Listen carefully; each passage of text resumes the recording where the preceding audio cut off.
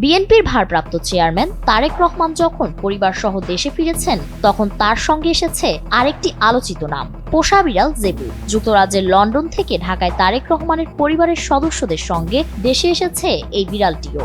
রাজনৈতিক প্রত্যাবর্তনের পাশাপাশি জেবু নামের এই বিড়ালকে ঘিরে সামাজিক যোগাযোগ মাধ্যমে তৈরি হয়েছে বাড়তি কৌতূহল ও বিতর্ক।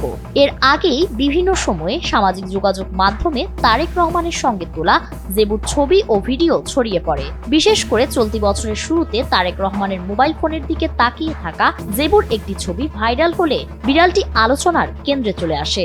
এরপর আরো কয়েকটি ছবি ও ভিডিও ছড়িয়ে পড়লে বিড়াল প্রেমীদের পাশাপাশি সাধারণ নেটিজেনদের মধ্যেও আগ্রহ তৈরি হয়।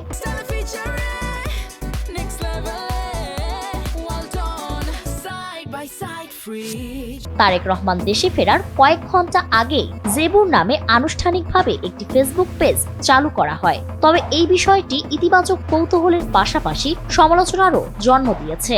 এ নিয়ে মন্তব্য করেছেন বিতর্কিত রাজনৈতিক ও ব্যবসায়ী গোলাম মাওলানা রনি। বৃহস্পতিবার দেওয়া এক ফেসবুক স্ট্যাটাসে তিনি লিখেন, তারেক রহমান সাহেবকে ডোবানোর জন্য বিএনপির মিডিয়া সেলই যথেষ্ট।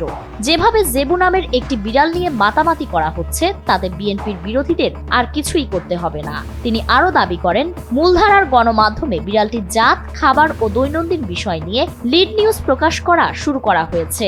সেগুলোর পরিণতি সম্পর্কে বিএনপির যখন হুঁশ হবে, তখন আর কিছুই করার থাকবে না।